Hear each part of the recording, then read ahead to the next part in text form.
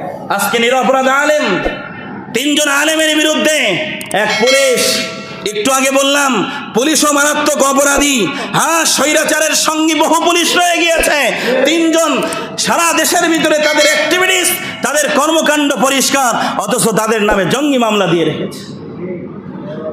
আপনারা চিনেন রেজাউল করিম আবরার, যে কোনো যুবক নাম বললেই চিনে, এদেশের একজন স্বীকৃত ইসলামী স্কলার। এই জাতীয় নিরপরাধ আলেমদেরকে তাকে জিজ্ঞাসা করা হয়েছে আপনি কেন মামলা দিলেন? আমি এরকম একটা খবর শুনেছি, লিঙ্ক পেয়েছি, তাই দিয়েছি। জিজ্ঞাসা করা হলো আপনি কি একটু তদন্ত করে দেখলেন না আসলে তার ভিতরে অপরাধ আছে কিনা?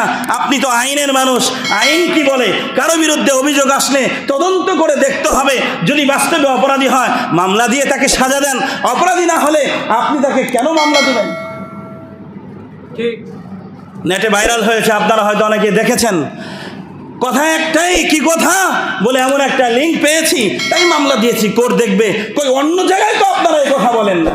এজন্য আসুন এই দেশটাকে সুন্দরভাবে আমরা গড়ে তুলি, চাঁদাবাজ, সন্ত্রাস, ধর্ষক, রাহজানি, ডাকাতি থেকে এবং সমাজের ভিতরে সুস্থ শৃঙ্খলা ফিরানোর জন্য সকলে ঐক্যবদ্ধভাবে এগুলো রুখে দিতে হবে, ঐক্যবদ্ধ থাকতে হবে।